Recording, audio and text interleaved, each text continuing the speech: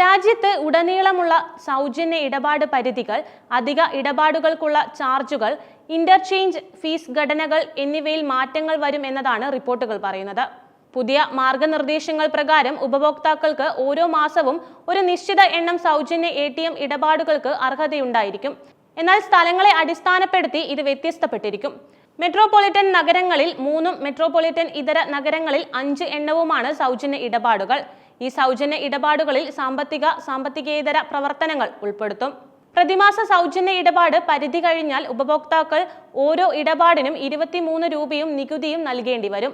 ഈ നിരക്കുകൾ സാമ്പത്തികേതര ഇടപാടുകൾക്ക് ബാധകവുമാണ്. പണം സ്വയം നിക്ഷേപിക്കാൻ സാധിക്കുന്ന ക്യാഷ് മെഷീനുകളിലെ ഇടപാടുകൾക്കും നിരക്ക് ബാധകമാണ്. രാജ്യത്തെ പ്രമുഖ ബാങ്കുകളായ HDFC Bank, Punjab National Bank, Kotak Mahindra Bank എന്നിവർ തങ്ങളുടെ ഉപഭോക്താക്കൾക്ക് നിരക്ക് ഈടാക്കുന്നതുമായി ബന്ധപ്പെട്ട സന്ദേശം അയച്ചു കഴിഞ്ഞു. സൗജന്യ പരിധി കഴിഞ്ഞാൽ HDFC ബാങ്കിന് 23 രൂപയും നികുതിയും മെയ് 1 മുതൽ നൽകണം. നേരത്തെ ഇത് 21 രൂപയും നികുതിയുമായിരുന്നു. HDFC ബാങ്ക് ATMകളിൽ സൗജന്യ പരിധിക്കപ്പുറം പണം പിൻവലിക്കുന്നതിന് മാത്രമേ നിരക്കുകൾ ഈടാക്കൂ എന്നും സാമ്പത്തികേതര ഇടപാടുകൾ സൗജന്യമായി തുടരുമെന്നും ബാങ്ക് വ്യക്തമാക്കിയിട്ടുണ്ട്.